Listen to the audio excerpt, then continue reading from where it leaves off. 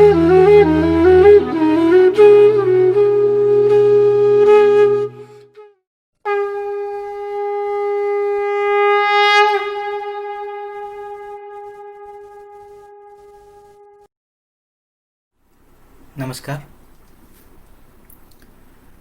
सिद्ध charitable trust के माध्यम से मैं मिलिंद देव आप सभी का हार्दिक स्वागत करता हूं।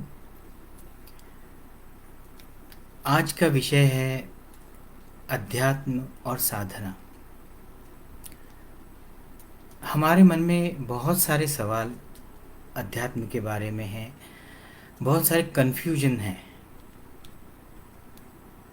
अध्यात्म के बारे में, साधना के बारे में।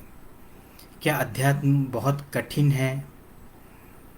अध्यात्म में बहुत सारे नियम हैं। साधना करते वक्त क्या क्या प्रिकॉशंस लेनी चाहिए, क्या चीज़ें नहीं करनी चाहिए, क्या चीज़ें करनी चाहिए। बहुत सारे ऐसे सवाल हैं जो यंगस्टर्स हैं उनके मन में बहुत सारे कन्फ्यूजन्स होते हैं कि इतनी सारी देवी देवताओं के बारे में बताया गया है, तो कौन सी देवता या कौन सा देव है जिसको हम लेके चले, उसकी साधना, उसकी भक्ति करें। साधना कौन सी करे, साधना में कोई अलग अलग चीज़ें हैं क्या? ऐसी बहुत सारी चीज़ें होती हैं।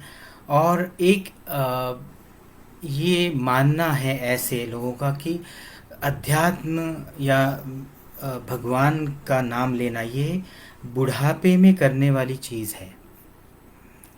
बुढ़ापे से पहले आप धर्म, अर्थ, काम, ये 3 चीज़ें आप करो, और जब आपका शरीर थक जाए, आप किसी भी काम के लायक ना रहो, तब आप बैठो और फिर मंदिर में जाओ या भगवान के ग्रंथ पढ़ो या जो भी भजन करना है वो भजन करो। तो बहुत सारी ऐसी मान्यताएं हमारे दिमाग में हैं, और इसके कारण एक जो सुकून होना चाहिए, वो सुकून हमारे दिमाग में रहता नहीं है अध्यात्म के बारे में। यहाँ पे ओके, अगर कोई सवाल है तो ये सेशन ख़त्म जब होगा उसके पहले मैं उन सवालों के जवाब दूंगा। तो अध्यात्म क्या है, ये अध्यात्म के बारे में पहले थोड़ा सा हम समझ लें। वीएसएस के जो साधक हैं उनको अध्यात्म की परिभाषा जो है वो पता है, लेकिन जो नए साधक हैं या नए अध्यात्म में ज्वाइन हुए हैं या अध्यात्म को समझना चाहते हैं, उनके लिए बताना चाहता हूँ। नाथ जी जो कहते हैं अध्यात्म के बारे में, अधि प्लस आत्म मतलब स्वयं को जानना, आत्म मतलब मैं स्वयं, और अधि मतलब उस पर कंट्रोल करना या उसको जानना। तो स्वयं को जानना मतलब अध्यात्म। इतनी सिंपल सी व्याख्या है। तो स्वयं को जानने के लिए हमें बाहरी किसी भी चीज़ की कोई आवश्यकता है?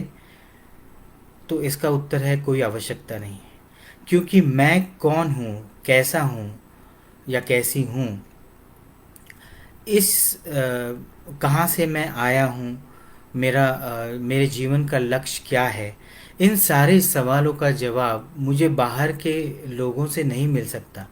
बाहर के किसी साधन के माध्यम से मैं उसको पूर्णत्व, कंप्लीट रूप में नहीं पहचान सकता। उसकी मदद ज़रूर हो सकती है, लेकिन वो संपूर्णतः मुझे अपने अंतिम लक्ष्य तक नहीं लेके जा सकता। तो मैं कौन हूँ? अगर मैं ये सवाल किसी बाहरी इंसान से पूछता हूँ तो वो कहेंगे कि आपका नाम मिलिंद देव है, आप इसके पुत्र हैं, इसके भाई हैं, इसके पिता है, इसके हस्बैंड हैं। तो ये तो मेरी आइडेंटिटी इस शरीर के धारण करने के बाद, इस शरीर से और इस बुद्धि के कारण हुई है, इस मन के कारण हुई है। जो ये मन, बुद्धि, मैं वाली जो आइडेंटिटी इस जगत की है, जिसको मैं इस्तेमाल करके अपनी एक छवि लोगों के दिमाग में बना रहा हूँ, उसके बारे में लोग बताएंगे। लेकिन मैं आत्मा हूँ। इस आत्म तत्व को कोई बाहर का इंसान कैसे आपको परिचय उसका करा के दे सकता है? उसका परिचय हमको स्वयं का परिचय स्वयं से ही करना पड़ेगा, लेना पड़ेगा। तो अध्यात्म को अगर बहुत सिंपली फाइट करके, जैसे नाथ जी ने बताया कि स्वयं को जानना, यही अध्यात्म है। और यहीं पे अध्यात्म शुरू होता है, यहीं पे ख़त्म होता है। तो आज बहुत सारी चीज़ें अध्यात्म के बारे में और साधना के बारे में हम समझने की कोशिश करेंगे।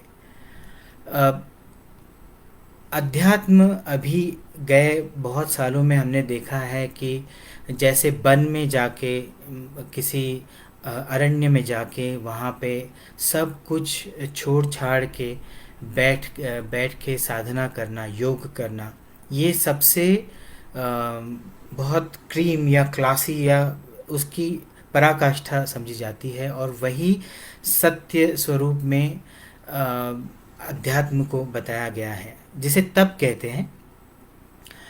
तो तप करने के लिए किसी वन में जाने की ज़रूरत है या नहीं, इसे अगर समझ ले तो शंकराचार्य जी के एक स्तोत्र में, पिछले मैंने शंकराचार्य जी के सेशन में बताया था कि मैं जो बोल रहा हूँ वही वेद हैं, मैं जो कहीं आ रहा हूँ, जा रहा हूँ, वही प्रदक्षिणा है।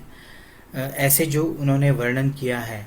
तो इस जगत में मैं जो भी काम कर रहा हूँ, जो भी रह रहा हूँ, जो भी कर रहा हूँ, सोच रहा हूँ, वो सारी चीज़ें अगर मैंने परम शक्ति, इस मेरे परिचय को अर्पण किया है, I am completely surrender to that concept, और उसी दिशा में सही अध्यात्म के पथ पर अगर मैं चल रहा हूँ, तो मुझे कहीं जाने की ज़रूरत नहीं है। क्योंकि मैं वन में चला जाऊँ, लेकिन मेरे मन में संसार के प्रति कुछ चीज़ों की सोच है, थॉट्स है, तो मैं वन में जाके भी कुछ नहीं कर सकता, उसका कोई फ़ायदा नहीं है। और अगर मैं इसी जगत में सब लोगों के बीच में रहकर जो भी चीज़ें, जो भी घटनाएं घट रही, उसका सामना करते हुए बहुत शांति के साथ, बहुत सुकून के साथ, हैप्पीली उन चीज़ों को एक्सेप्ट करता हूँ, तो फिर मैं सचमुच में योगी बन गया। क्योंकि आप किसी घटना से दूर भागकर, किसी मोह से दूर भागकर वन में बैठे रहें, और कभी आपने उसके लिए कोई परीक्षा दी ही नहीं है, तो आपको कैसे पता चलेगा कि आप उसमें सफल हुए या नहीं हुए? तो सामने कोई मोह आ गया और उस मोह के प्रति आपने अपना एक न्यूट्रलिटी का भाव जो है, उससे उस मोह को टैकल किया, उसका सामना किया, और उससे आप डिटैच्ड हो गए, तो आपने एक जंग जीत ली, छोटी सी। ऐसी बहुत सारी घटनाएं हमारे जीवन में घटती रहती हैं, और उसका सामना बड़े अच्छे ढंग से, पॉजिटिवली, डिवाइनली और सुकून के साथ करना है। यही अध्यात्म का एक बहुत इम्पोर्टेंट पार्ट है। जीवन जीने का एक ही तरीका है, one and only is spirituality. जीवन जीने का एक ही तरीका है, वो है अध्यात्म। आध्यात्मिक जीवन अगर हम जी रहे हैं तो ही हम सही मायनों में जी रहे हैं। बाकी जो जीवन बिना आध्यात्मिक जी रहे हैं, उसका कोई मतलब नहीं। क्योंकि आध्यात्मिक जीवन का सबसे पहले उसका जो मीनिंग है उसको समझ लेते हैं। अध्यात्म स्वयं को जानना, ये तो मैंने बता दिया, लेकिन उसको जीना कैसे है, किस प्रकार से जीवन को देखना है, ये कई बार हमने सेशन में सुना भी है, नाथ जी ने जो बताया है हमें। तो फिर से उनमें से कुछ पॉइंट्स मैं आपके सामने रखता हूँ। एक तो सभी जीव जो हैं उनमें एक ही तत्व है, आत्म तत्व। और ये सारे आत्म तत्व एक साथ जुड़ गए तब जो आता है उसे कहते हैं परम तत्व। मतलब आत्मा प्लस आत्मा प्लस आत्मा प्लस आत्मा प्लस आत्मा plus infinity is equal to परमात्मा। सारे आत्मा को एक साथ मिला दिया, सारी शक्ति को, सारे तत्व को एक साथ मिला दिया, तो जो तैयार हो, जो रहेगा, जिसका अस्तित्व, वही परमात्मा है। या अगर उल्टा उसको देखें कि परमात्मा इज इक्वल टू आत्मा प्लस आत्मा प्लस आत्मा प्लस आत्मा प्लस आत्मा प्लस इन्फिनिटी। तो ये आत्मा, एक आत्मा, दो आत्मा, तीन आत्मा, ऐसे इनफाइनाइट आत्म तत्व जो है, जो जिसको कहाँ पे देखेंगे हम? तो एक जीव में है, दूसरे जीव में, तीसरे जीव में है, चौथे प्राणी में है, पांचवें प्राणी में है। तो इतने सारे जीव जंतु इस जगत में हैं। उन सारे जीवों के भीतर जो तत्व है, जो आंखों से दिखाई नहीं देता, जो बुद्धि से समझ में नहीं आता, जो कानों से सुनाई नहीं देता, जिसे हम ऐसे छू कर समझ नहीं सकते, क्योंकि इन पांच तत्व और सिक्स सेंस, जो सेंसेस है, उनके परे ये तत्व है। तो उनको समझने के लिए ये जो हमारी आंखें हैं या ये सेंसेस है, उनसे परे जाने की हमें ज़रूरत है। तो पहली बात है कि आध्यात्मिक जीवन जीना ही असल में जीवन जीने के बराबर है, और नहीं तो हम मृत हैं। अब इसको थोड़ा सा उदाहरण के तौर पर समझ ले कि कोई भी जगत में हम कोई भी इंसान या कोई भी प्राणी दूसरे प्राणी के साथ लेन देन का हिसाब करता है। वो रिलेशनशिप हो, वो प्रेम हो, वो कोई व्यवहार हो, कोई भी आदान प्रदान होता है दूसरे जीव के साथ, तो ये दूसरा, इसका अगर मतलब समझा जाए तो उसे द्वैत कहते हैं। द्वैत मतलब मैं, और मैं छोड़ के बाकी के जो प्राणी या जीव है वो मुझसे अलग है। तो ये अलग है, ये सोच दिमाग में रख कर हम जब कोई चीज़ करते हैं, तब ये द्वैत का निर्माण हो जाता है। अब ये द्वैत, हमारा जितना स्वार्थ रहेगा, हमारी बुद्धि जितनी रहेगी, हमारी समझ जितनी रहेगी, उसके हिसाब से इस द्वैत को हम कम या ज़्यादा हिसाब में इस्तेमाल करना शुरू करते हैं। मतलब जैसे ये मेरी पत्नी है, तो मेरी पत्नी से मेरा लगाव, मेरे बच्चों से मेरा लगाव बहुत ज़्यादा रहेगा। लेकिन मेरे पड़ोसी हैं, उनके जो बच्चे हैं, उनसे मेरा लगाव उतना नहीं रहेगा जितना मेरा मेरे बच्चों से रहेगा, क्योंकि मेरे बच्चे, ये दिमाग में चीज़ हमारे बैठ गई है। और फिर वो दूसरे के बच्चे, तो ये दूसरा और मेरा, ये जो डिफ्रेंशिएट करते हैं हम, उसे उसे ही हमने द्वैत भाव में करना शुरू कर दिया। जब आध्यात्मिक जीवन आप जीने लगते हैं, उसके माध्यम के लिए हम साधना करते हैं, मेडिटेशन करते हैं, उसके बारे में भी थोड़ी देर के बाद मैं डिटेल में बताऊंगा। तो मेडिटेशन करना शुरू करते हैं, फिर अवेयरनेस में रहना शुरू करते हैं, तो धीरे धीरे इसका एक अंदर से एक जागरण होता है, जागृति होने लगती है कि सभी जीव किसी एक शक्ति से बंधे हैं, एक शक्ति के माध्यम से कोई भी कर्म कर रहे हैं, कृति कर रहे हैं, और वही एक ही तत्व सबके बीच है, अंदर है। तो ये जो एक तत्व सबके अंदर है, इसका जागरण, इसकी जागृति हमारे मन में, हमारे दिमाग में, हमारे अस्तित्व में जब जागृत होने लगती है, तो हमारा अप्रोच अपने आप बदलता है। जैसे अगर हम किसी दूसरे देश में गए, परदेश में गए, जैसे आप अमेरिका में गए, और वहाँ पे आप 15 दिन 20 दिन घूम रहे हैं, मिल रहे हैं, तो वो सारे अमेरिकन्स हैं, और एक दिन अचानक आपको कोई इंडियन, एक कोई भारतीय इंसान मिले, कोई फैमिली आपको मिले, तो एकदम से वो अटैचमेंट हो जाता है, क्योंकि अरे वो मेरे अपने हैं, मेरे भारत के लोग हैं। तो वो एक जो अटैचमेंट का फील होता है, वैसे ही फील जब हम साधना करते हैं तो उसमें जो जागृति आने लगती है कि हम इस जगत में भटक रहे हैं, और ये सारे जो प्राणी हैं वो या पशु पक्षी हैं या जीव हैं, उनमें और मुझ में एक ही समानता है। उस समानता को जागरूक कर लिया तो आध्यात्मिक जीवन जीना शुरू कर दिया।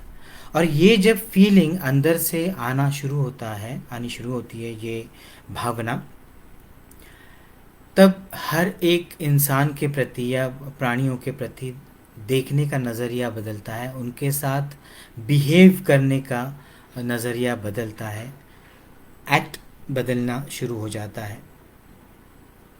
आज की तारीख में हम देखते हैं कि स्वार्थ ने अपना एक पीक इंसान के मन में पैदा किया है।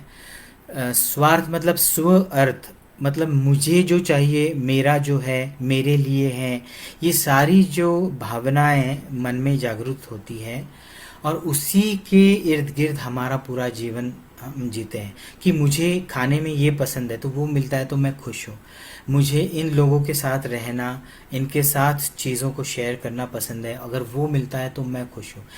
जो मेरे साथ लोग हैं वो अगर मेरे मन के, मेरे सोच के हिसाब से चलते हैं तो मैं खुश हूँ। तो ये जो हम हर चीज़ में अपने बारे में सोचते हैं, इसे ही स्वार्थ कहते हैं। लेकिन ये स्वार्थ जब दूसरों को तकलीफ देने के लेवल पर आता है, दूसरों को पीड़ा देने के लेवल पर आता है, तो फिर वो एक डेविलिश, एक राक्षसी कृत्य के आगे, मतलब उस पथ पर जाना शुरू होता है। मतलब मैं अपने स्वार्थ के लिए किसी इंसान को तकलीफ़ दूं, उसका धन चुरा लूं, या उसको लूटूं, या उसका जीवन खराब हो जाए ऐसे बिहेव करूं, या किसी अपने ओहदे का इस्तेमाल करके, अपना स्टेटस है उसका इस्तेमाल करके, अपनी जो पोजीशन है, पैसा है, इसका इस्तेमाल करके दूसरे जीवों को लूटने का, उनको तकलीफ़ देने का काम जब करूं। बहुत बड़ी चीज़ करने की ज़रूरत नहीं, छोटी छोटी चीज़ों में भी हम अपने लोगों को कहते हैं, जो मतलब हमारे फैमिली के लोग हैं, या हमारे मित्र परिवार है, या हमारे सर्कल में जो आते हैं, उन लोगों को तकलीफ़ देते हैं हमारी वाणी से, हमारे कर्म से, कृति से। हम लोग अगर उनको मानसिक, शारीरिक, बौद्धिक, आध्यात्मिक, आर्थिक, किस सामाजिक किसी भी स्तर पर हम लोग चोट पहुंचाते हैं, तकलीफ़ देते हैं, तो ये आध्यात्मिक जीवन के अपोजिट जीवन हम जी रहे हैं। तो आध्यात्मिक जीवन इंसान के मन में एक सिक्योरिटी का भाव पैदा करता है, नंबर वन। दूसरा, एक संतोष का भाव पैदा करता है कि जो मुझे मिल रहा है वो परम शक्ति की इच्छा है, और उसी में मैं खुश हूँ। मैं बहुत प्रयास कर रहा हूँ या कर रही हूँ, और जो भी मेरे मन में है अचीव करने की इच्छा, उसे मैं करने की कोशिश कर रहा हूँ या कर रही हूँ। 100% उसके लिए अपना जो भी अच्छे मार्ग पे चलकर योगदान देना है वो मैं देने की कोशिश कर रहा हूँ। लेकिन अंतिमतः जो भी उसका रिज़ल्ट, उसका परिणाम जो होगा, वो मैंने परम शक्ति पे छोड़ दिया है। मैंने जो कर्म किए हैं उसका जो फल मिलेगा वो मेरी डेस्टिनी में जितना होगा उसके हिसाब से मिलेगा। तो ये आध्यात्मिक जो सोच है, वो सोच बेस में रहेगी, तो एक संतुष्टि, एक सेटिस्फैक्शन का फील हमेशा रहेगा। भले आप छोटी सी चीज़ को अचीव करोगे तो भी उसमें बहुत बड़ी चीज़ अचीव करने का एक कंप्लीट सेटिस्फैक्शन है उसे हम लोग महसूस करेंगे। फिर आध्यात्मिक अगर बेस हमारा है तो हर एक इंसान को दूसरे इंसान के साथ कोऑपरेशन करना, प्रेम पूर्वक उसके साथ व्यवहार करना, नम्रता से रिस्पेक्ट के साथ उनसे बात करना, ये सारी जो मन और बुद्धि, मनोभूमिका या बुद्धि की भूमिकाएं जो हैं वो अपने आप एक्टिवली काम करना शुरू करती हैं। अगर नहीं ये है तो उसके विरुद्ध क्या है? जैसे अगर आध्यात्मिक हमारा बेस नहीं है तो सबसे पहली उसकी जो रिपरकेशन है वो क्या है कि ये मन, बुद्धि, अहंकार और शरीर, ये जो चार चीज़ें हैं जीवात्मक जिसे कहते हैं पैकेज, तो ये मन अपनी हर बात उसके दिमाग में जो भी आती हैं, इच्छा, वासना, कामना, उसको पूर्ण करने के लिए बुद्धि का इस्तेमाल करता है, शरीर का इस्तेमाल करता है, अपने अहंकार का इस्तेमाल करता है।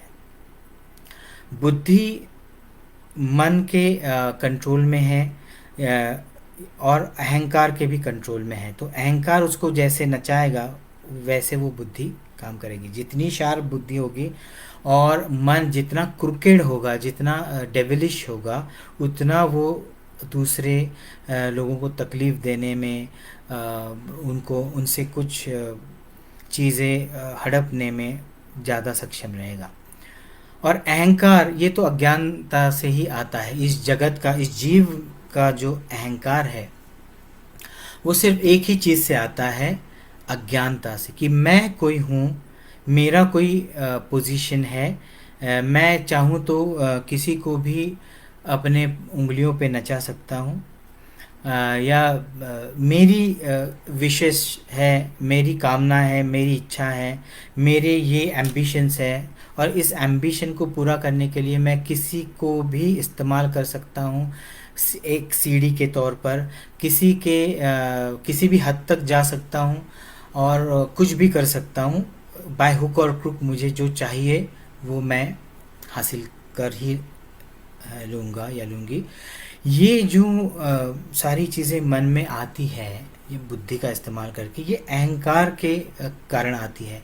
इसमें अध्यात्म का कोई बेस नहीं है कि अहंकार जो जीव का है, क्योंकि जीव की जिसे मराठी में कहते हैं कि तुझा जीव केवडूसा है, तेरी जान कितनी छोटी सी है। तो इस जान का, अगर जान इतनी छोटी सी है तो उसका अहंकार भी छोटा ही होगा। लेकिन अहंकार का एम्बिशन इतना बड़ा होता है कि वो इनफाइनाइट होता है। उसकी कभी अज्ञानता के कारण उसकी इच्छाएं, उसकी वासनाएं, उसकी कामनाएं कभी पूर्ण नहीं होती, क्योंकि एक कामना, एक इच्छा पूर्ण हो गई तो और एक कामना और एक इच्छा का जन्म मन में अहंकार के कारण होता है। तो ये अहंकार जीव का, उस जान का जो अहंकार है, उस जान की जो औकात है उतना ही होना चाहिए। ये हम जब आध्यात्मिक जगत से जुड़ते हैं साधना के माध्यम से और अपने अवेयरनेस के माध्यम से, तब सबसे पहले क्या होता है, जब हम साधना करते हैं तो हमारा मन शांत होता है। धीरे धीरे इसमें संतुष्टि का भाव आना शुरू होता है। हम सजग हो जाते हैं, चीज़ों को देखना शुरू करते हैं, सही और गलत से भी ज़्यादा उसको न्यूट्रल तरीके से देखना शुरू करते हैं। जो सत्य है उसे देखना, वो सही है या गलत है ये नहीं, जो सत्य है, न्यूट्रलिटी मीन्स सत्य जो है, जो कभी नहीं बदलेगा, उसे न्यूट्रलिटी हम कह सकते हैं। ये एक न्यूट्रलिटी की व्याख्या हमें समझनी होगी जो नाथ जी बताते हैं। तो न्यूट्रलिटी मतलब जो सत्य जो है, और उस सत्य को उस घटना के वक्त या उस जो भी घट रहा है उस वक्त उसका इस्तेमाल करना, वो सही रहे या गलत रहे लेकिन उसका इस्तेमाल करना, यही धर्म है। और यही धर्म का पालन करना आध्यात्म है। अब धर्म का मतलब भी नाथ जी ने बताया है, बहुत बार बताया है, धारयति इति धर्मः। हम जो धारण करते हैं उसे धर्म कहते हैं। तो इंसान क्या धारण करता है? कोई भी मनुष्य रहेगा, कोई भी जीव रहेगा, वो धारण करता है सोच को, विचारों को। अच्छे विचारों को धारण किया तो अच्छा धर्म निभा रहा है, बुरे विचारों को धारण किया तो बुरा धर्म धारण कर रहा है। मिश्र, अच्छे और बुरे दोनों विचारों को एक साथ धारण किया तो मिश्र धर्म में उसने धारण किया है। तो जैसे उसको थोड़ा सा समझ लेते हैं कि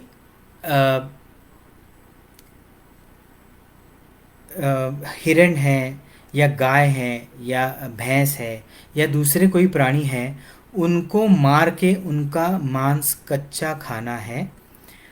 इस सोच को धारण करके जो एक साथ आते हैं, जो धारण करते हैं, उन्हें हिंस्र पशु कहते हैं। दूसरे पशुओं का मांस उन्हें मार कर खाना, ये इस सोच के साथ जो जीते हैं उन्हें हिंस्र पशु कहते हैं। और जो पशु पेड़ के जो पत्ते हैं, पौधे हैं, उनको खा के, घास है उनको खा के जीवन जीना है, इस सोच के साथ रहते हैं। और किसी भी प्राणी की हत्या करके उसका मांस नहीं खाना है, इस सोच को धारण करते हैं, वो हिंस्र पशु नहीं कहलाते, अहिंसात्मक उनकी सोच होती है। तो जिसे हम पालतू कहते हैं, ऐसे जानवर या जीव हम उन्हें कहते हैं। तो ऐसे सोच के जो प्राणी है वो एक साथ आते हैं तो उनका एक धर्म होता है। तो जैसे हिरन, सारे हिरन जो हैं वो एक साथ रहते हैं, एक टाइप का ही जीवन जीते हैं, एक टाइप का ही अन्न खाते हैं, एक टाइप की ही सोच रखते हैं, तो उनका हिरन धर्म हो गया। जैसे गाय है, तो गाय का हमने देखा है कि गाय की जो सोच है कि प्रेम के साथ रहना है, गाय का अपने बछड़े के प्रति जो स्नेह है, जैसे इंसान का होता है उसके जैसा ही है। उसका जो वो अपने बछड़े को पुकारती है, इतने प्रेम से पुकारती है, वो जो पुकारना है उसमें जो एक ममता का फीलिंग है, एक्सप्रेशन है या वाइब्रेशन है, तो ये धर्म है। वो धारण जो करते हैं वो सारी गाय, वो एक धर्म की हो गई। माँ किसी भी पक्षी को या पशु को या जानवर को अब जब भूख लगती है तो दूसरे जानवर को मार के उसका मांस चबा के खाना, ये सोचने वाले जो जानवर है उसे हम बाघ या सिंह धर्म के कहते हैं, और वो सारे एक साथ रहते हैं। तो ऐसे अलग अलग धर्म के जीव अलग अलग धर्म सोच के कारण अपने अपने धर्म में कबीले के साथ रहते हैं। तो हमारे जो इंसानी धर्म है, इसमें कोई ये मज़हब का जो हमने पार्ट इसमें दिया है, जैसे हिंदू धर्म है तो ये संस्कृत का ही एक वाक्य है, धारयति इति धर्मः। तो जो जैसा विचार धारण करेगा वो उसी धर्म में रहेगा। और हम अक्सर कुछ ना कुछ सोचते रहते हैं, एक दिन में हम 60,000 अलग अलग सोच हमारे दिमाग में पैदा होती है। तो हम 60,000 धर्म में रहते हैं। अगर हम क्रोध के विचार में हैं, हमें बहुत गुस्सा आ गया है, क्रोध आ गया है, तो हम अभी इस वक्त क्रोध के धर्म में हैं। अगर हम किसी से प्रेम से बात कर रहे हैं तो हम प्रेम के धर्म में हैं। हम किसी के साथ हम बहुत खुश हैं तो हम हम परम आनंद या आनंद के स्टेट में हैं तो हम आनंद के या परम आनंद के धर्म में हैं। तो जो भी हम सोचते हैं, जो भी इमोशंस हमारे मन में, दिमाग में पैदा होते हैं, हमारे शरीर पर, हमारे अहंकार पर वो हावी होते हैं, उसी धर्म में हम रहते हैं। तो दूसरे इंसान को गोलियों से भून देना, या उसको चाकू से मार देना, या बम से उड़ा देना, या बसें ट्रेन जला देना, उड़ा देना, दूसरों को दुखी करना, दूसरों के धर्म को नीचा दिखाना, या उनको वो धर्म ख़त्म करने के लिए जो भी एक्टिविटीज़ करना, ये सोच है। और उस सोच ये को जब हम बार बार हमारे दिमाग पर हावी करने लग होने देते हैं, तो ये सोच हमारी कृति में बदल जाती है और ये एक्टिविटीज़ होनी शुरू हो जाती है। तो इसका एक धर्म है, वो है आतंकवादी धर्म। तो ये सारे जो इंसान हैं जो इस तरीके की सोच रखते हैं और इस तरीके से एक्टिविटीज़ करते हैं, तो इनका आतंकवाद मतलब क्या कि एक होती सोच अच्छी सोच, एक होती है बुरी सोच, एक होती है डिवाइन सोच, और एक होती है डेविलिश सोच। तो ये डेविलिश है, राक्षसी सोच जो है, वो राक्षस के धर्म में चले गए।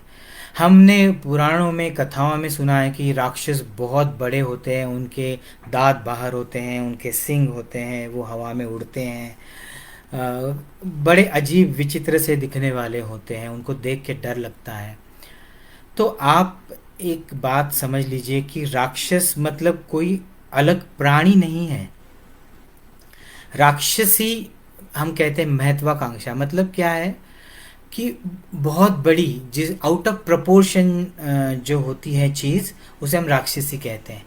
तो महत्वाकांक्षा जिसके मन में उसके उसकी जो कैपेबिलिटी है उससे भी ज़्यादा महत्वाकांक्षा उसके अंदर है, और उसको पूरा करने के लिए वो कुछ भी हद तक जा रहा है या जा रही है, तो ये वो औरत या मर्द जो भी रहेगा इंसान, वो राक्षस हो गया। उसके लिए ज़रूरी नहीं कि उसको ऐसे दांत हैं या ऐसे सिंग है, कोई ज़रूरत नहीं। ये जो भयंकर चीज़ें दिखाई गई हमें टीवी सीरियल्स में या कथाओं में या चित्रों में दिखाई गई है, वो इस हम सिंबॉलिकली कैसे दिखाएंगे उसको कि वो भयंकर है, वो नॉर्मल इंसानों से अलग है, तो उसकी सोच अलग है। तो वो सोच दिखाने के लिए हमने एक चित्र में ऐसे दिखा दिया कि ये नॉर्मल इंसान से भी भयंकर दिखने वाला है, क्योंकि उसकी सोच बहुत भयंकर है और बहुत बड़ी है। वो उसके आकार से, उसके कैपेबिलिटी से भी बहुत बड़ी है। तो इसीलिए वो 30 फुट का दिखाया गया। उसके दांत बड़े बड़े आ गए, आँखें लाल है, बहुत बड़ी बड़ी आँखें हैं, वो मांस खा रहा है, इंसान को खा रहा है। ऐसे सब जो दिखाया गया कि वो इंसान जैसे सोच नहीं रहा है, नहीं बिहेव कर रहा है। तो लेकिन शरीर उसका इंसान के जैसा ही है, उसको भी सर है, गर्दन है, हाथ है, पैर है, वो अलग से नहीं दिखाया गया है राक्षस को। तो आज के ज़माने में भी राक्षस हैं जिनकी राक्षसी महत्वाकांक्षा है कि अभी आज के दौर में हम देखते हैं कि पहले भी के ज़माने में भी थे, आज हमें दिखाई देते कि ऐसे बड़े बड़े पद पर बैठे हुए जो लोग हैं जिन्हें हम इंसान के रूप में देखते हैं, वो क्या करते हैं, जनता के सेवा के लिए उस पद पर बैठते हैं, चाहे पॉलिटिक्स में हो, चाहे किसी सरकारी इसमें हो, जिनके हाथ में पावर है, प्रतिष्ठा है, पैसा है और निर्णय लेने की क्षमता है, और वो जो भी कहें वो अमल में आता है, एक्टिवली उसको किया जा सकता है। ऐसे पद पर बैठे हुए लोग जब अपने पद का, प्रतिष्ठा का, अपने शक्ति का गलत इस्तेमाल करते हैं, तो वो राक्षस ही हुए। और कई कई राक्षस ऐसे वो दिखने में बहुत खूबसूरत हैं, बहुत मासूम दिखते हैं, भोले दिखते हैं, बहुत इंटेलिजेंट भी होते हैं, लेकिन उनके कर्म जो है, उनकी कृतियाँ जो हैं, वो इंसान के जैसे नहीं है। और आध्यात्मिक जीवन के तो वैसे है ही नहीं। आध्यात्मिक जीवन जीना आज की तारीख में थोड़ा कठिन लगता है, क्योंकि हमारी जो आदतें हैं वो बहुत अलग हो गई हैं। लेकिन इन 2 महीनों में मुझे लगता है कि नाथ जी ने ये हमें अवसर दिया कि आप कम से कम चीज़ों में, कम से कम पैसों में, कम से कम साधनों का इस्तेमाल करके अपना जीवन आध्यात्मिक बना सकते हैं, और बड़े सुख के साथ, सुकून के साथ उसको जी सकते हैं। ये छोटी सी चीज़ हमें बताई, दिखाई। अगर इसके साथ हम आगे रहते हैं तो अच्छी बात है, क्योंकि फिर हम आध्यात्मिक जीवन जी रहे हैं। अध्यात्म का मतलब सिर्फ ये नहीं कि हमें सिर्फ साधना करनी है, जप करना है, या कुछ पढ़ना है। तो हमारे रोज़मर्रा के जीवन में कम से कम साधनों में कम से कम इच्छा, आकांक्षा, अपेक्षा, कामना के साथ जीना है। और ये चीज़ें हमें एक आंतरिक समाधान देती है, आंतरिक संतुष्टि देती है, संतोष देती है।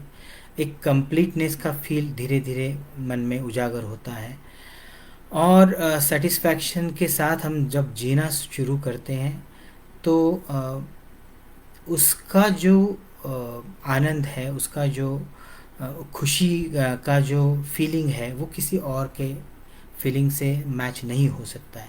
जैसे हमने खाना खाया, पेट भर के खाया, और एक संतुष्टि हो गई, सब बहुत संतोष हो गया मन में, सेटिस्फाइड हो गया, तो उस वक्त जो मन में एक फील आता है वो तो आ,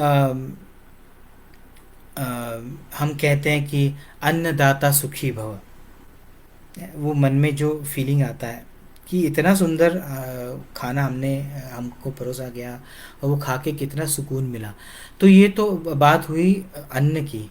तो हम जब आध्यात्मिक दृष्टि से उस लेवल पर जाना शुरू करेंगे, तो आप सोचिए कि ये जो सेटिस्फैक्शन और खुशी है, परम आनंद का जो फील है, वो हमेशा होता रहेगा। चाहे अच्छा खाना मिले, कम खाना मिले, बुरा खाना मिले, या जो भी चीज़ें हमें मिले, वो जितनी चाहिए उतनी ही मिले, तो फिर भी हम लोग बहुत सुखी हो जाए, तो इससे बड़ी आध्यात्मिक चीज़ कोई नहीं।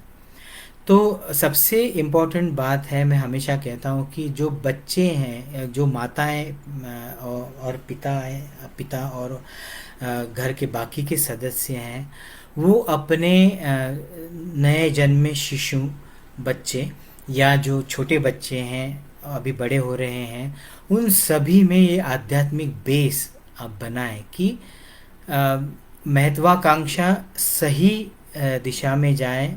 अपने आप को, अपना जो आकलन है अपने स्वयं के बारे में, उसको आके उसके हिसाब से हम कहाँ जा सकते हैं, क्या कर सकते हैं, इसका एक रोड मैप बनाएं, और उसी के हिसाब से चले। हम क्या करते हैं, हमेशा दूसरा क्या कर रहा है उसके हिसाब से, अरे उसने ये किया और उससे उसको ये मिला, ये फ़ायदा हुआ, तो मैं भी वही करूँगा या करूँगी। लेकिन वो करने के लिए आप में उतनी कैपेबिलिटी है क्या, वो आपके लिए ज़रूरी है क्या, और आपके लिए क्या ज़रूरी है, वो समझ आना बहुत ज़रूरी है। तो बच्चे आप बड़े कर रहे हैं, उनको संस्कार दे रहे हैं, तो आध्यात्मिक संस्कार का मतलब ये नहीं कि आप सुबह उठ के कुछ स्तोत्र पढ़े, या शाम को मूर्ति के सामने बैठ के सिर्फ आँख बंद करके रट्टा लगाते हुए शुभं करोति कहें, राम रक्षा कहें। उसके भीतर जो बताया गया है उसको अपने जीवन में अमल में लेके आना, ये अगर आप नहीं करते तो उन संस्कार का कोई फ़ायदा नहीं है। जैसे मुझे किसी ने, हम लोग बात कर रहे थे, तो किसी साधक से मैं बात कर रहा था, तो इसी संस्कार के बारे में मैं बता रहा था। तो तब मैंने उसको बोला, वही बात मैं आपसे शेयर करना चाहता हूँ कि हम हनुमान स्तोत्र मराठी, संस्कृत वाला जो या मराठी वाला जो है, वो रोज़ भगवान के सामने, मूर्ति के सामने बैठकर गाते हैं, भीम रूपी महारुद्र वज्र हनुमान मारुति वनारी अंजनी सूता रामदूता प्रभंजना। ये सिर्फ रोज शाम को भगवान के सामने बैठ के गाने के लिए स्तोत्र नहीं है। इसका सही मीनिंग क्या है? स्तुति के लिए ये स्तोत्र नहीं है, मन की स्थिति को सुधारने के लिए ये स्तोत्र है। किसी भगवान की स्तुति करने के लिए ये स्तोत्र नहीं है। तो भीम रूपी मतलब महाकाय, जिसके आकार को हम देख नहीं सकते, समझ नहीं सकते, इतना बड़ा है, जो अणु से भी छोटा है और इनफाइनाइट इतना बड़ा है, इतना स्पीड से कहीं से भी कहीं जा सकता है। ये सारी जो चीज़ें वर्णन की है वो आत्मा की है। आत्मा जिस शक्ति का उपयोग करता है उस शक्ति की भी की है। ये हमारे मन के शक्ति के बारे में बताया गया है कि मन कितना है, इतना सूक्ष्म है अणु के जितना, और कितना बड़ा हो सकता है। तो पूरे ब्रह्मांड को हम अपने मन में 1 सेकंड में, मैंने कहा कि चंद्र को मन में लेके आइए तो इमीडिएटली आप चंद्र को मन में लेके आता है। सूर्य को लेके आइए, सूर्य को। मैं कहता हूँ कि अगणित सूर्य मेरे सामने चमक रहे हैं, अगणित तारे चमक रहे, तो ये सारे मेरे मन में एक साथ, उस मन के आकाश में स्पेस में एक साथ चमक रहे हैं। तो मेरा मन कितना बड़ा हुआ, इनफाइनाइट हुआ, कि जिसमें ये सब समा जाता है। मैं कहता हूँ अनंत ब्रह्मांड आप अपने मन में लेके आइए तो अगणित ब्रह्मांड आप सोच सकते हैं। तो ये सोच जिस मन की शक्ति में होता है, वो मन कितना बड़ा है, तो अनंत है और दिखता नहीं है क्योंकि अणु से भी छोटा है। अणु पासोनी ब्रह्मांडा ये बड़ा होता जाता से। तो ये सारा वर्णन उस शक्ति का है, उस आत्म तत्व का है, जिसके बारे में योगियों ने, संतों ने लिख के रखा है कि इसको पढ़ो, इसका चिंतन करो, और उस चिंतन के माध्यम से आप अपने आप को अपग्रेड करो। ये सिर्फ बैठ के, जैसे शंकराचार्य जी के इसमें गोविंद, वो कौन सा स्तोत्र है, भज गोविंदम भज गोविंदम भज गोविंदम मूढ़मते।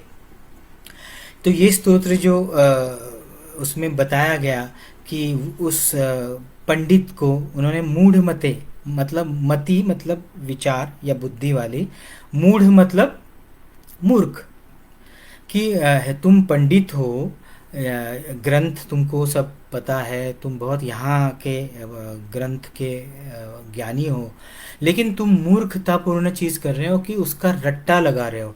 ये मत करो, भज गोविंदम भज गोविंदम।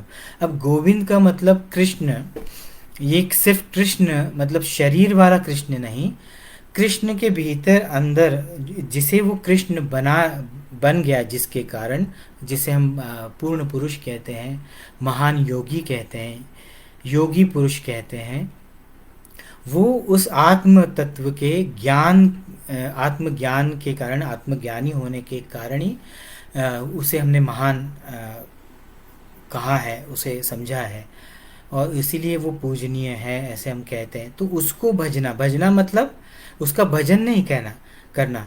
जहाँ पे शंकराचार्य कह रहे हैं कि ये जो तू स्तोत्र का रट्टा लगा रहा है वो बंद कर। तो भज गोविंदम में कोई भजन गाना ये नहीं करना है, उसकी स्तुति नहीं करना है, उसकी स्थिति को समझना है कि वो क्या है। गोविंद मतलब क्या है, परम शक्ति है, परम तत्व है, और उसको समझ लिया तो स्वयं को समझ लिया, क्योंकि तुम और वो ये कोई अलग नहीं है, मैं ही हूँ वो। इसी स्थिति में जाना है, यही अध्यात्म है। तो अध्यात्म को सही दिशा में लेकर जाना है, समझना है, तो अंदर झांकना है, उसके लिए साधना करनी है, मेडिटेशन करना है। अब कोई भी मेडिटेशन करे उसमें अंतर की अंतर को जागृत करने की क्षमता उस मेडिटेशन में होनी चाहिए। मन को स्थिर करने की, मन को शांत करने की, बुद्धि को स्थिर करने की क्षमता उस साधना में होनी चाहिए। तभी जाकर आप आगे बढ़ सकते हैं। आध्यात्मिक बेस जिन जीवों का नहीं है, वो जीव जन्म लेते हैं और मृत्यु होते समय भी वो उसी स्थिति में मरते हैं। मैं हमेशा कहता हूँ, जो नाथ जी बताते हैं हमें, कि एक सिंह है, एक बाघ है। जब वो जन्म लेता है तो वो सिंह या बाघ होता है और वो भौतिक जगत जीता है। तो भौतिक जगत जीना मतलब क्या है? भूख लगे तो खाना खाना, कामना हुई काम की तो मैथुन करना,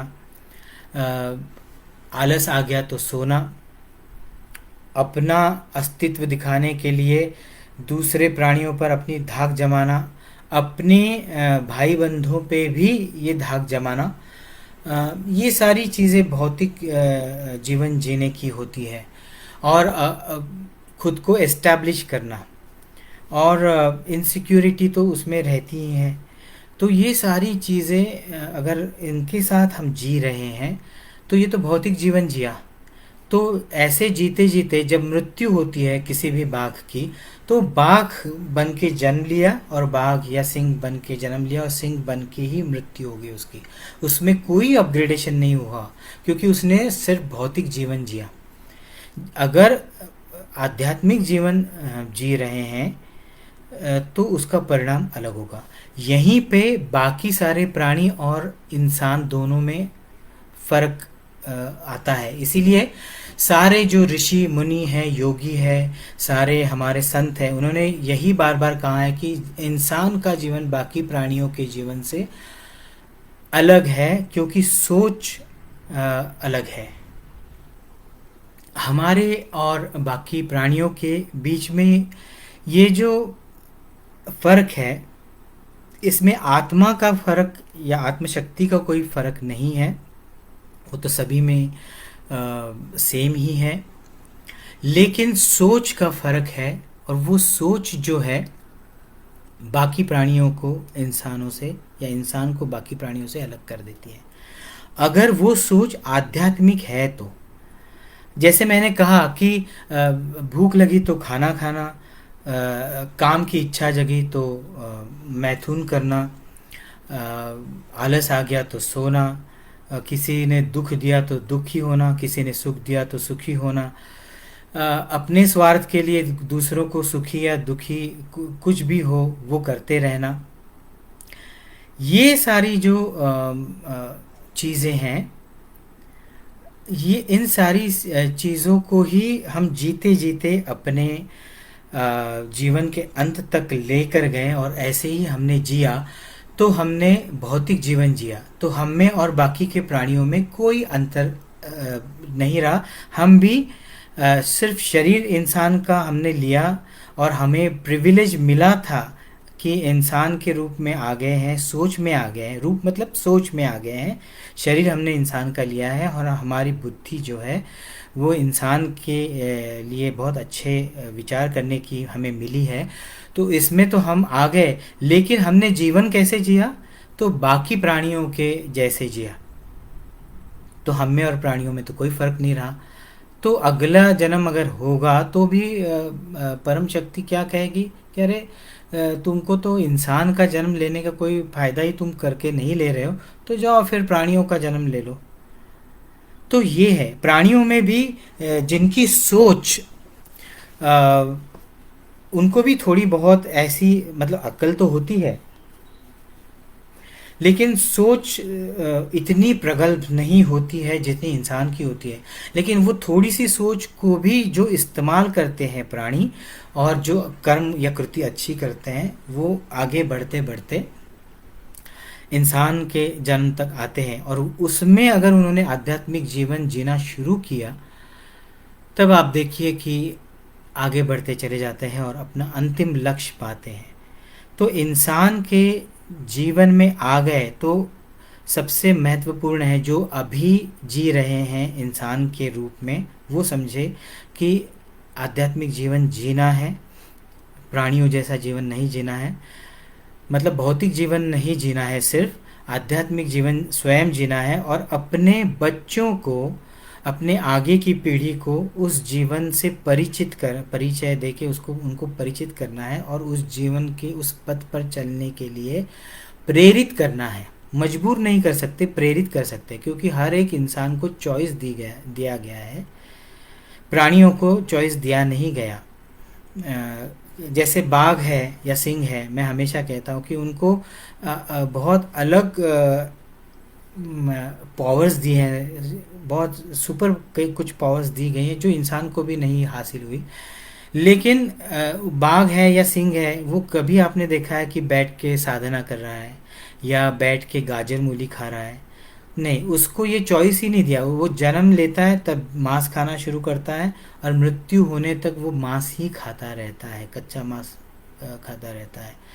तो उसको चॉइस नहीं दिया गया है। लेकिन इंसान को चॉइस दिया गया है कि अगर वो भौतिक जीवन जिए तो उसके अनुसार जो भी, जैसे प्राणी अन्न खाते हैं, जो भी जीवन में जीते हैं, वैसे ही वो भी खाए।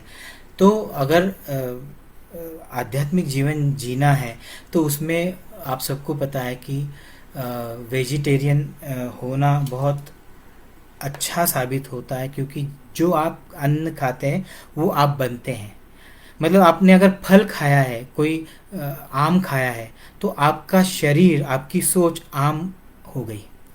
या आपने केला खाया तो आपके शरीर की शरीर जो मेटाबॉलिज्म है वो केले के हिसाब से वो मेटाबॉलिज्म काम करता है, सोच भी उसके जैसी होती है। अगर आपने किसी प्राणी को, पक्षी को, पशु को मार के खाया है तो वो मृत्यु होते वक्त बहुत घबरा गया है और उसके शरीर में कुछ ऐसे एंजाइम्स, ऐसे कुछ केमिकल्स निर्माण हुए हैं, जो सोच भी उसके शरीर में निर्माण हुई थी, बुद्धि में निर्माण हुई थी, वो आपके दिमाग में वो बन के आपके भीतर आ गई, वो भय आपके भीतर आ गया, उसका हिंस्त्र होना जो है वो आप में भी आ गया। तो जो आप खाते हो वही आप बनते हो। ये हमारे जो शास्त्र हैं वेदों के, यजुर्वेद, ऋग्वेद, सामवेद और अथर्ववेद, इन वेदों में भी ये दिया गया है। और जो पैथी है हमारी वेदों से आई हुई, उसमें भी इसी के कारण बताया गया कि मांस खाना इंसान के लिए अच्छा नहीं है। तो आध्यात्मिक होने के लिए ये करना चाहिए, लेकिन आपको चॉइस दिया गया है, आपने क्या करना है क्या नहीं, ये आपका चॉइस है।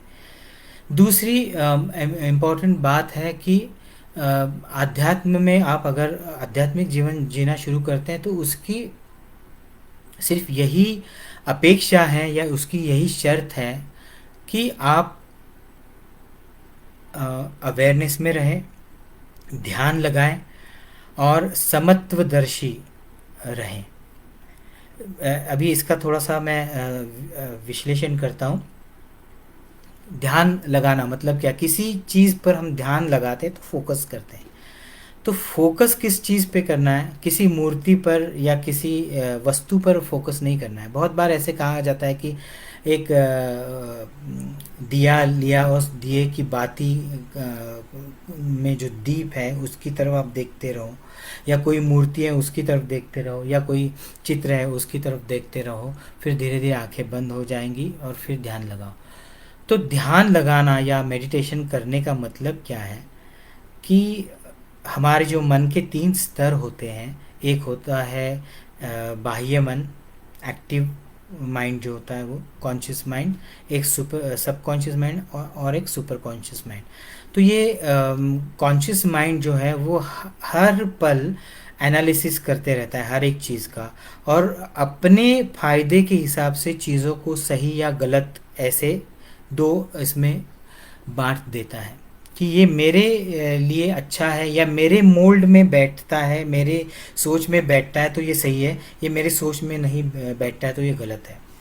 जैसे मैंने कहा कि न्यूट्रल रहना मतलब जो सत्य है उसी को स्वीकारना और उसी के साथ चलना इज़ न्यूट्रलिटी, ना कि सही या गलत देखना।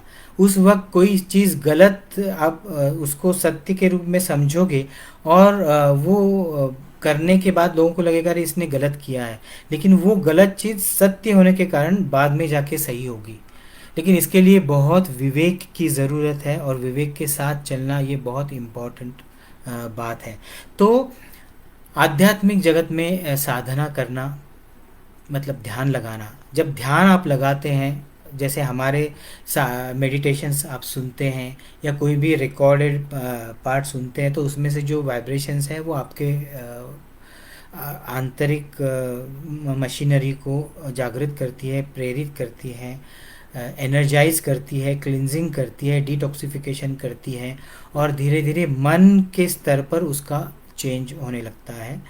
और मन जैसे जैसे सूक्ष्म होता है, व्यापक होता है और धीरे धीरे सारा ज्ञान जो अंतर में है वो जागृत होने लगता है। तो ये आप करते हैं, मेडिटेशन लगाते हैं, बैठते हैं, सुनते हैं। साथ में जब आप खाली बैठ के मेडिटेशन करते हैं तो होता क्या है कि बहुत सारे विचार हमारे मन में आते हैं। तो साधना करते वक्त बहुत सारे पास्ट के या फ्यूचर के या इनसिक्योरिटीज़ के ऐसे विचार हमारे मन में आने शुरू होते हैं। अब ये विचार जो आते हैं उनको हमने कैसे भगाना है, ये बहुत बार मुझे प्रश्न पूछा जाता है। तो मैं हमेशा कहता हूँ कि इनको बिल्कुल आप भगाइए मत, उनको कुछ भी उनके साथ इंटरेक्ट मत कीजिए। जब कोई विचार आता है तो उसके साथ उसका एक इमोशन आता है, वो सुख का रहेगा या दुख का रहेगा या कामना का रहेगा या इनसिक्योरिटी का रहेगा। ये सारे इमोशंस है, वो अगर उसके साथ उस विचार के साथ जब तक हैं तब तक उस विचार का कोई वेटेज है, उसकी कोई वैल्यू है। जो अगर ये इमोशन उस विचार से निकल गया तो उसका कोई वैल्यू नहीं, उसकी कोई वैल्यू नहीं, उसका कोई वेटेज नहीं रहता है। तो उस इमोशंस को हमने जाके चिपकना नहीं है। जैसे मैं साधना में बैठा हूँ और मेरे मन में एक पास्ट का विचार आया कि ये जो फलाना इंसान था इसने मुझे कल कुछ उल्टा पुल्टा बोल दिया, गाली दे दी और मेरे बारे में बहुत बुरा कहा, मेरे बारे में बहुत गॉसिप किया। तो इसके साथ वो गॉसिप किया, वो आपको या मुझे गाली दी, इसके कारण आपको बहुत मन में हर्ट हुआ, आपके अहंकार को ठेस पहुंची। अब ये अहंकार जीव का है इसलिए बहुत छोटा सा है ना, तो उसकी सोच, अहंकार की सोच भी बहुत ही लिमिटेड हो गई। वो लिमिटेड सोच में जो उसके लिए अच्छा था बुरा या बुरा था उसके हिसाब से उसने उसको एनालाइज किया और फिर उससे उसने अपने मन को दुखी किया। तो जब भी उस घटना का जिसमें उसने आपको गाली दी, उस घटना का आपके दिमाग में विचार आ गया तो आपके मन में उस विचार के साथ वो पीड़ा या क्रोध का इमोशन भी आ गया। अब ये इमोशन जब तक है तो आपके मन में बहुत ही उलट पुलट ऐसे सारे विचार आने शुरू हो गए, बहुत तकलीफ होने लगी, मन चंचल हो गया, मन बहुत डिस्टर्ब हो गया। तो साधना फिर नहीं होगी क्योंकि मन डिस्टर्ब हो गया है। तो सबसे इम्पॉर्टेंट है कि कोई भी ऐसे जैसे हम बैठे हैं और हमारे विचार की विंडो में एक पहला विचार आ गया, आंखें बंद करके हम बैठे हैं और विचार आ गया कि अरे इसने मुझे कल बहुत गंदी गाली दी थी, तो इसने मतलब वो कौन है, तो मेरे लिए वो कोई अस्तित्व नहीं रखता, वो शरीर कोई अस्तित्व नहीं रखता और उसका जो जो जीव है वो भी अस्तित्व नहीं रखता, क्योंकि वो जीव आज है, ये शरीर छोड़ने के बाद वो नहीं रहेगा। लेकिन जीव के अंदर जो आत्म शक्ति बैठी है, जिसने उस जीव को भी व्याप्त कर लिया है, उसके अंदर है, बाहर है, भीतर है, बीच में है, उस आत्म तत्व को मैं पहचानता हूँ क्योंकि मैं ही वो हूँ। तो उसमें तो कोई ऐसा इमोशन है नहीं या उसमें कोई मुझे वो आत्म तत्व ने गाली नहीं दी है, तो वो शांत है, निर्विकार है, निर्विकल्प है, निर्विचार है। तो उसी से मैं जुड़ गया। तो ये जीव की जो क्रिया थी उससे मैं जुड़ा नहीं, तो इसके कारण मेरा रिएक्शन, प्रतिक्रिया जो है वो मेरी आएगी नहीं। तो इतना सिंपल सा विचार, हर एक विचार के इमोशंस के साथ आप करते जाएंगे तो इमीडिएटली सुकून आना शुरू हो जाएगा माइंड में। क्योंकि मन को कुछ ना कुछ हासिल करना है हर पल में, चाहे वो खुशी हो, चाहे वो सुख हो, चाहे वो कुछ वस्तु के रूप में, चीज़ों के रूप में हो, कुछ ना कुछ तो हर पल हासिल करना है। और वो हासिल नहीं होता या उसके रास्ते में कुछ ना कुछ प्रॉब्लम्स आती है, इसलिए वो दुखी होता है या बहुत ज़्यादा डिस्टर्ब होता है। जब ये हासिल करने का जो अंदर में मन के भीतर जो डिस्टरबेंस पैदा हो रहा है वो कम हो जाएगा, तो मन अपने आप ही शांत होना शुरू होगा। और जैसे मन शांत होगा तो बुद्धि अपने आप स्थिर होने लगेगी, और स्थिर बुद्धि से आप सत्य को समझ सकते हो और आप विवेक के साथ हर चीज़ का विचार विश्लेषण कर सकते हो और उसको कृति में ढाल सकते हो। मैं हमेशा कहता हूँ कि जो विचार आवश्यक है वही कृति में तब्दील हो जाते हैं। The thoughts which are really necessary gets transferred और ट्रांसलेटेड इनटू एक्शन। बाकी के जो जितने भी विचार हमारे मन में आते हैं वो सारे विचार या तो पास्ट से रहते हैं, फ्यूचर से रहते हैं, वो अलग अलग इमोशंस से जुड़े रहते हैं और उनका कोई उपयोग हमारे लिए नहीं होता है।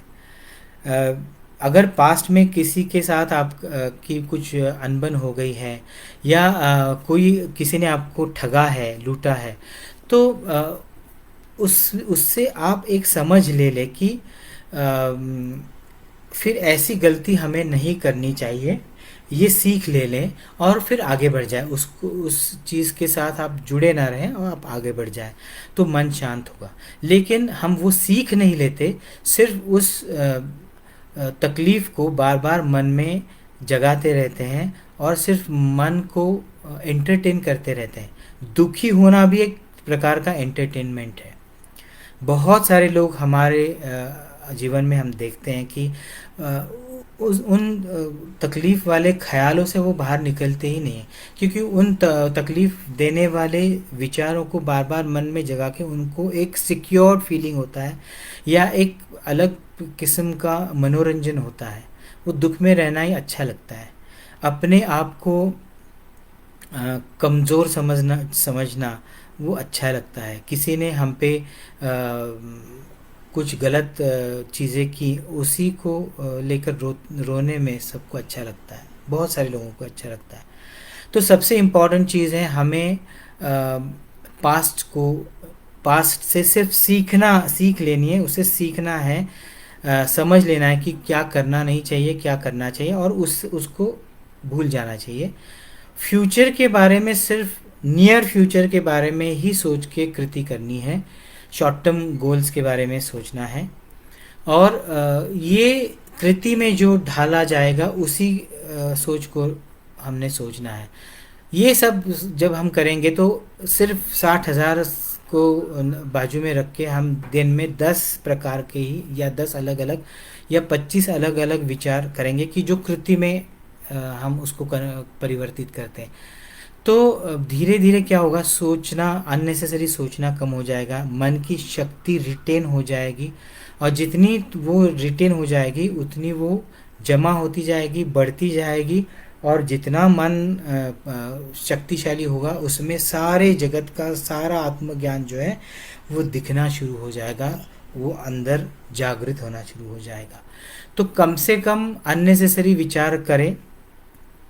जो कोई भी विचार आता है, एक तो इसके इमोशन से ना जुड़े, और वो ज़रूरी है क्या थॉट मेरे लिए, वो कन्वर्ट हो सकता है क्या किसी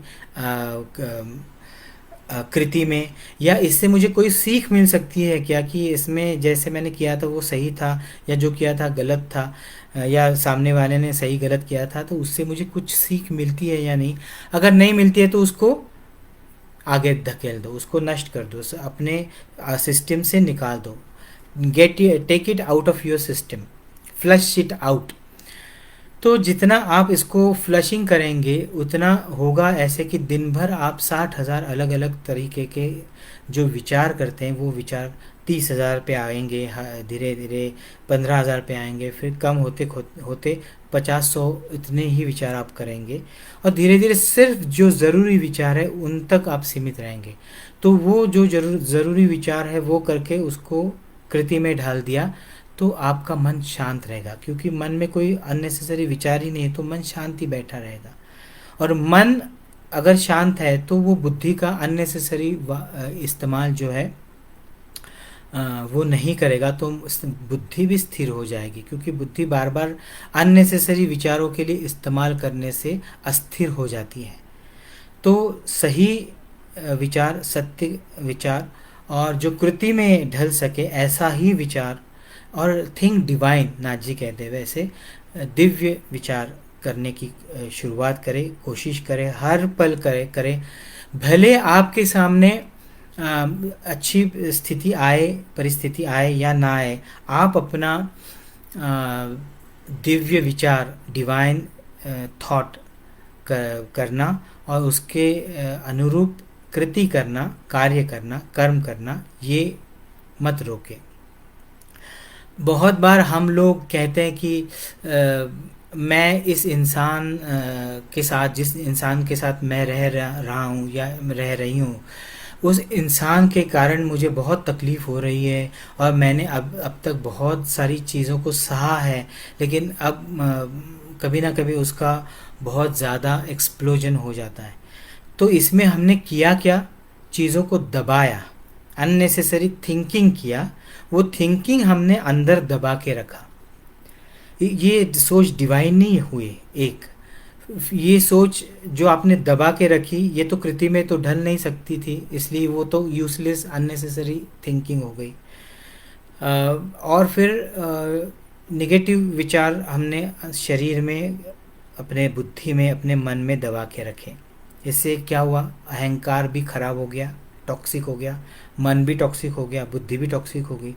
और जब टॉक्सिसिटी इस लेवल पर बढ़ गई कि अभी इसमें समा नहीं सकती, तो it gets convert into diseases. वो शारीरिक रोग पैदा होते हैं, मानसिक रोग पैदा होते हैं, दुख अंदर आता है, डिप्रेशन आता है। तो हमने इसमें से हासिल क्या किया, कुछ भी तो नहीं।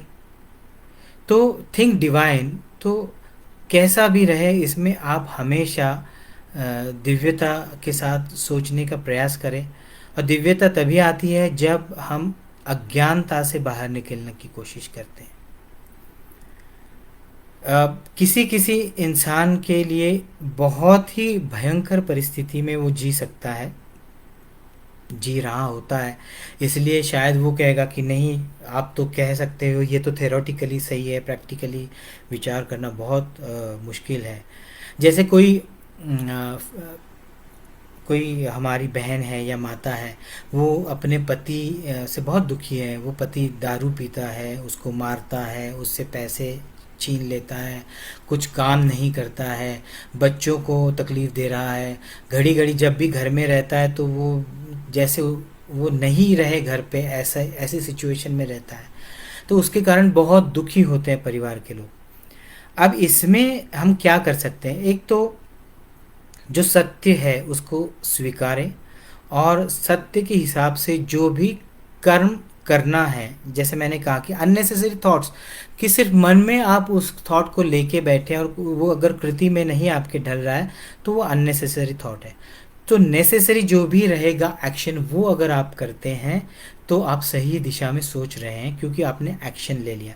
अगर आप एक्शन नहीं ले रहे हैं तो आप ये पूरा जीवन ऐसे ही दुखी व्यथित होकर ही जीवन जियोगे। कोई बाहर का इंसान आपको सिर्फ समझा सकता है, लेकिन आपको कृति में स्वयं को प्रेरित करके ही उस कृति में ढालना पड़ेगा, एक्शन लेना पड़ेगा। You will have to take the action, otherwise कोई भगवान ऊपर से आके आपको बचाएगा, ऐसे नहीं होगा। हमारे देश में यही हुआ बार बार कि भगवान आएगा और हमें बचाएगा, हमारी लाज बचाएगा। ये हमने बहुत सारी कथाओं में भी सुना है। जो भी अलग अलग भगवान हैं उनकी कथाओं में हमने सुना है। तो इसी से प्रेरणा लेके हमने हाथ पे हाथ धरे बैठकर दुश्मनों का सामना जब जब भी नहीं किया है तो हमने हमेशा मात खाई है। भगवान कभी नहीं आए और बचाए, ऐसे आके इधर ऊपर से कोई कोई भगवान आया और उसने बचाया, ऐसे नहीं है। जब हम स्वयं उठे, जागे और हाथ में तलवार ली या बंदूक ली या कुछ भी मोर्चा किया, निकाला, या आंदोलन किए, या उस सत्य को लेके उसके प्रति हमने लड़ी है, तभी जाके हमें उस तकलीफ से छुटकारा मिला है। तो भगवान इसी प्रेरणा में, बुद्धि में आते हैं। जब हम भगवान का नाम लेते हैं, परमेश्वर का नाम लेते हैं या नाथ जी का नाम लेते हैं और कहते हैं कि नहीं, मुझे आप शक्ति दीजिए कि इस घटना से, इस प्रसंग से मैं अच्छे तरीके से लड़ूं, सामना करूं और उसमें मेरी सत्य की विजय हो, मैं विजय प्राप्त करूं और अच्छे मन से, अच्छे कृति से आप आगे बढ़ते हैं, तो परम शक्ति अंदर ही है, वही हमें सही बुद्धि और सही तर्क के साथ आगे बढ़ाती है और हमें यश प्रदान करती है। तो हमें स्वयं उठकर अपनी लड़ाई खुद लड़नी है और सत्य का साथ देना है, और जो भी सही एक्शन लेना चाहिए वो लेना है। अपने सिर्फ स्वार्थ का हिसाब करके या स्वार्थ को दिमाग में रख के उसको सही ठहरा कर नहीं निर्णय लेना है, फिर तो वो गलत ही दिशा में जाएगा। जो सत्य है, सही है, उसको विवेक से बैलेंस्ड वे में 360 डिग्री में विचार करके जो सही है, सत्य है और सबके लिए अच्छा रहेगा, उसी को हमने लेना है और उसी के साथ आगे बढ़ के वो एक्शन लेनी है। तभी जाके 100% हमें उसमें यश मिलेगा ही मिलेगा, ऐसा कभी नहीं होगा। और फिर साधना में मैंने कहा कि साधना मन को शांत और बुद्धि को स्थिर करने वाली है।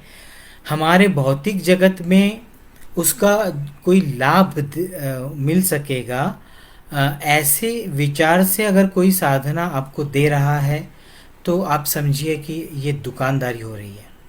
हेल्थ, वेल्थ एंड प्रॉस्पेरिटी, ये जो मंत्र है ये बिजनेस वाला मंत्र है। और हेल्थ, वेल्थ एंड प्रॉस्पेरिटी, ये चीज़ें जो है भौतिक जगत की, ये तो हमारे जीवन में एक पर्टिकुलर फेज़ के बाद हमारे किसी भी काम की नहीं रह जाती। मतलब बहुत सारा पैसा है हमारे पास, बहुत सारे अम्यूनिटीज़, फैसिलिटीज़ है, बहुत सारी ऐसी चीज़ों का हम उपभोग ले रहे हैं, लेकिन एक एज के बाद उन सारी चीज़ों का हम ना उपभोग ले सकते हैं, ना इसको एंजॉय कर सकते हैं। जैसे हम जब जवान होते हैं तो प्रेम है या शारीरिक इच्छाएं हैं उनको पूर्ण कर सकते हैं, लेकिन वही जो चीज़ें हैं एक उम्र के बाद शरीर तो वही है, लेकिन वो सारी इच्छा आप कितना खाएंगे। आप जब आप जवान होते हैं तो बहुत फल खाएंगे, बहुत सारी चीज़ें खाएंगे, दिन में बहुत सारा अन्न खा सकते हैं, लेकिन जैसे जैसे उम्र बढ़ती है तो पाचन तंत्र स्लो हो जाता है, मेटाबॉलिज्म स्लो हो जाता है, तो आप उतना नहीं खा सकते। तो चीज़ें तो वैसे मिलती ही रहती है, लेकिन उसका उपभोग आप नहीं ले सकते। तो धीरे धीरे शरीर, मन, बुद्धि, सारी चीज़ें डिटीरियोरेट होने लगते हैं अगर आप भौतिक जीवन को ही जी रहे हैं।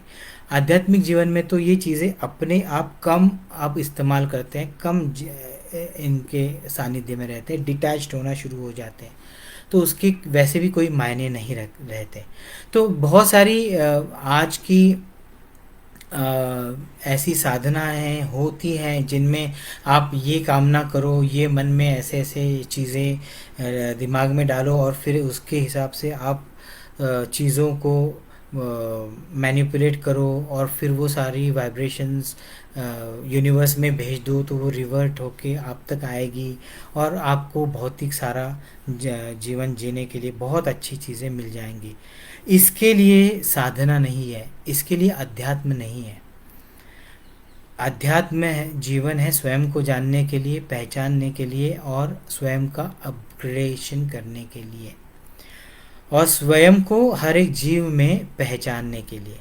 तो मैं अक्सर कहता हूँ कि आप 1 घंटे का ध्यान करें और 23 घंटे का अवेयरनेस में रहें। यही साधना का असली मंत्र है। सुबह दोपहर शाम आप बैठ के साधना कर सकते तो करें। अगर अवेयरनेस में रह सकते 24 घंटे तो बैठ के साधना भी करने की ज़रूरत नहीं। लेकिन बाहर की हर एक चीज़, हमारे शरीर के बाहर जो भी चीज़ें हैं उनमें हमारा मन और हमारा अहंकार जो है हर एक चीज़ को अपने वश में करने की कोशिश करता है, उस पर अपना कंट्रोल जमाने की कोशिश करता है, उसमें अपनी मालकियत हो इसके लिए प्रयास करने की कोशिश करता है। क्योंकि जैसे मैंने कहा कि कॉन्शियस माइंड है वो इस शरीर का और बाह्य चीज़ों का इस्तेमाल करके अपने मन की कामना, इच्छा, वासना को की पूर्ति करने के लिए ही जीव में आके बैठा है। क्योंकि जीव की इस जान की बहुत सारी इच्छाएं हैं। उन इच्छाओं को पूर्ण करते करते हम भौतिक जीवन में अपने अंत तक आते हैं और फिर पश्चाताप करने लगते हैं कि मैंने सारा जीवन कितने ऐसे चीज़ों में बर्बाद किया जो चीज़ें मेरे हाथ से बाद में निकल गई और मेरा जीवन भी हाथ से निकल गया। तो जीवन जीने का एकमात्र उपाय है आध्यात्मिक जीवन जीना, भौतिक जीवन नहीं। भौतिक जीवन के माध्यम से आध्यात्मिक जीवन को जानना, पहचानना, ये इसका साधन है और साधना करना ही इंसान के जीवन का असली महत्व है, मूल्य है। इसके बिना इंसान के जीवन का कोई मूल्य नहीं। पिछले किसी साधना के सेशन में मैंने बताया था एक मेरी बहन के बारे में। ऐसे भी कई जीव होते हैं कि जिन्हें पता भी नहीं चलता कि वो पूरे जीवन भर एक आध्यात्मिक जीवन ही जी रहे हैं, लेकिन उसी जीवन का हाथ पकड़कर वो अपने अंतिम लक्ष्य तक पहुंचते हैं। तो वो आध्यात्मिक जीवन ही जीते हैं। और हम अगर नहीं जी रहे हैं, अज्ञानता के साथ जी रहे हैं, तो कोई इसका उपयोग नहीं है। तो एक अंधा दूसरे अंधे को रास्ता दिखाएं, ऐसे किसी कथा में हमने पढ़ा है। वैसे ही है, हम अज्ञानी हैं, हम अगर ज्ञानी नहीं हैं तो हम दूसरे को ज्ञान देने के लिए या उसकी गलतियां निकालने के लिए इस जगत में नहीं आए हैं। इसमें शायद मैं भी आपके साथ हूँ, शायद मतलब हूँ ही। हम सभी अज्ञानी हैं।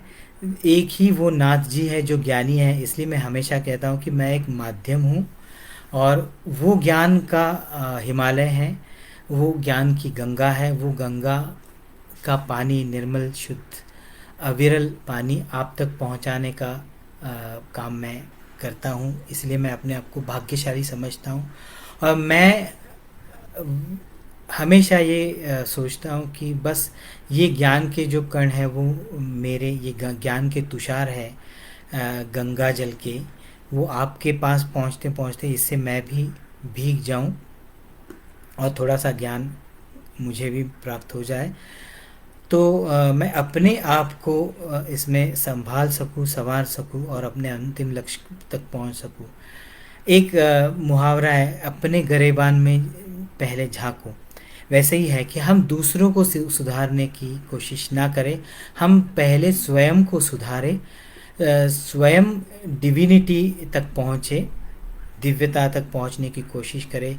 विचारों के माध्यम से, कृति के माध्यम से मन शांत और बुद्धि स्थिर करें। बहुत सारे हमारे जो सेशंस है वो यूट्यूब पर है, इस फेसबुक पर भी है। आप अगर नए हैं तो उन सेशंस को बार बार सुने।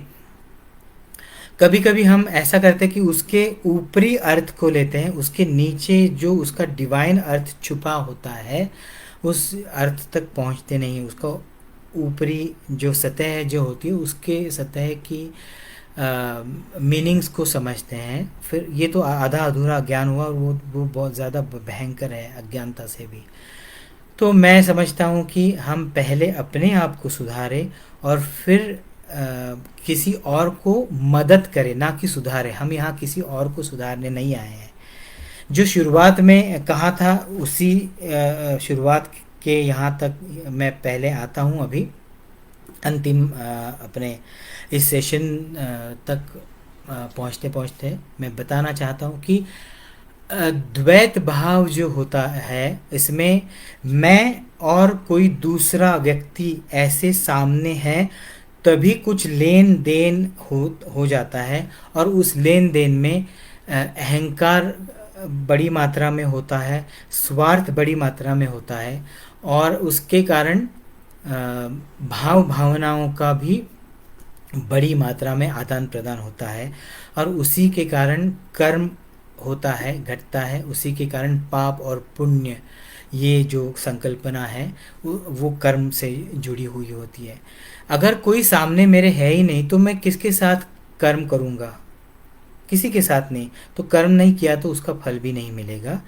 तो यही हम चाहते हैं कि कर्म मैं ना करूं और मुझे कोई फल ना मिले। और जो अज्ञानता में था इसलिए मैं जन्म मरण के चक्र में अटका हुआ था। जिस क्षण मुझे ये ज्ञान हुआ और ये इस ज्ञान के साथ मैंने अपना व्यवहार करना शुरू हो गया तो मेरा पूरा पास्ट खत्म हो गया। पिछले जन्मों की जो फिल्म है वो प्रोजेक्शन में प्रोजेक्ट हो रही है, वो कट हो गई। और यहाँ से अब कोई प्रोजेक्शन पे कोई फिल्म नहीं है, क्योंकि मैं कोई कर्म कर ही नहीं रहा हूँ। तो मेरा पर्दा है वो क्लियर हो गया, क्लीन हो गया, इस पे कोई चित्र नहीं आया, क्योंकि मेरे सामने जो है वो मैं ही हूँ। इसी ज्ञान के साथ हम रहें तो हम कोई कृति नहीं कर रहे, कर्म नहीं, हम कोई कर्म नहीं कर रहे हैं, सिर्फ कृति कर रहे हैं। मैं अपने बच्चों को पानी पिला रहा हूँ या मैं खुद को पानी पिला रहा हूँ, तो इसमें कोई मैंने पुण्य नहीं किया, क्योंकि मैं खुद ही पानी पी रहा हूँ। किसी इंसान को सामने वाले, वो मेरी पत्नी है, मेरे माता पिता है या मेरे बच्चे हैं, तो उनकी मैं सेवा नहीं कर रहा हूँ या उनके लिए मैं कुछ नहीं कर रहा हूँ, वो मैं ही हूँ। तो मैं अपने लिए कर रहा हूँ, तो इसमें कोई पाप या पुण्य का तो कोई सवाल ही नहीं, तो वो तो खत्म हो गया। मैं अपने से स्वयं से कभी खराब बर्ताव नहीं कर सकता, इसलिए मैं कभी पाप कर ही नहीं कर रहा हूँ। तो मैं क्या कर रहा हूँ? मैं सत्य के साथ हूँ। सत्य क्या है? कि मैं ही मैं हूँ। तो इस मैं ही मैं हूँ के साथ हम रहते हैं। तो आप समझ लीजिए कि आपने अपना जीवन जी लिया आध्यात्मिक दृष्टि से, अद्वैत रूप में जी लिया। मतलब कोई द्वैत नहीं, कोई मेरे सामने दूसरा कोई नहीं, मैं ही मैं हूँ। और अद्वैत स्थिति में हूँ तो मैं सत्य के साथ हूँ, और सत्य में जिया है तो मैं असत्य से दूर हो गया हूँ। तो जीवन मरण जैसी कोई बात रह नहीं गई और मैंने अपना अंतिम लक्ष्य पा लिया।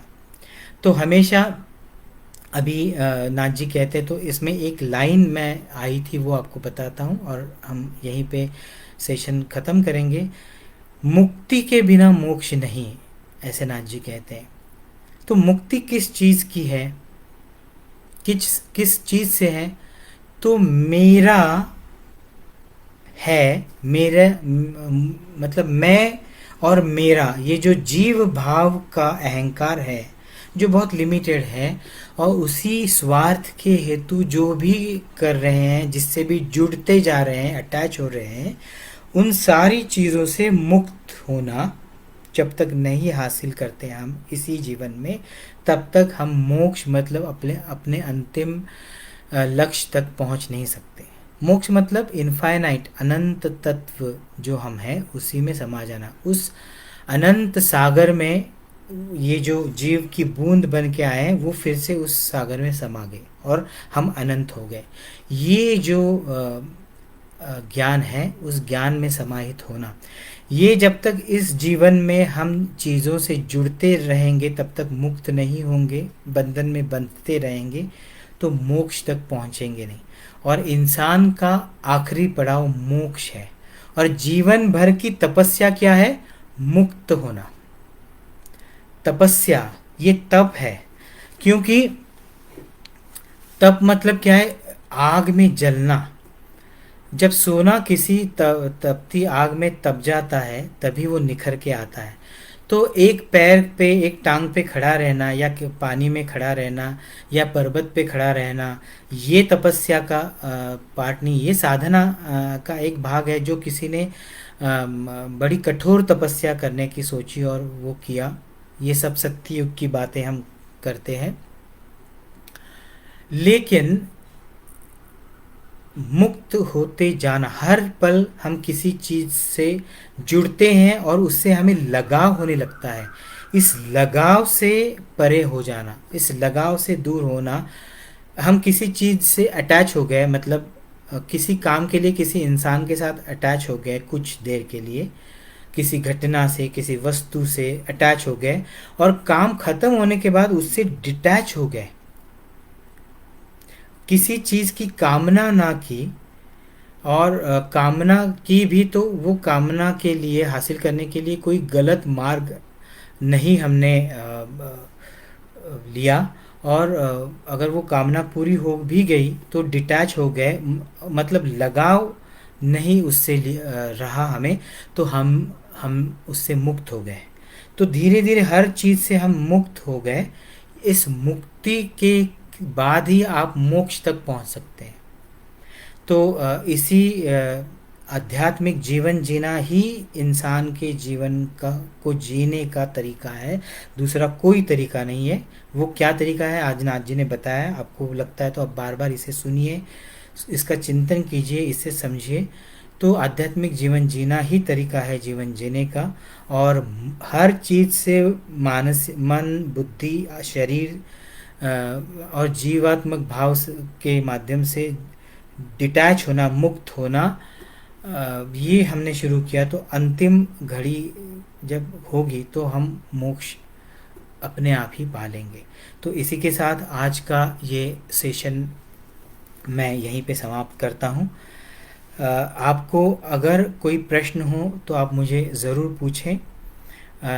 अगले 5 मिनट तक मैं इन सवालों के जवाब देने की कोशिश करता हूँ। 5 मिनट के बाद ये सेशन ख़त्म होगा और उसके बाद हम 30 मिनट्स का एक मेडिटेशन करेंगे। अगर आपको समय है तो आप हमसे जुड़ जाइए।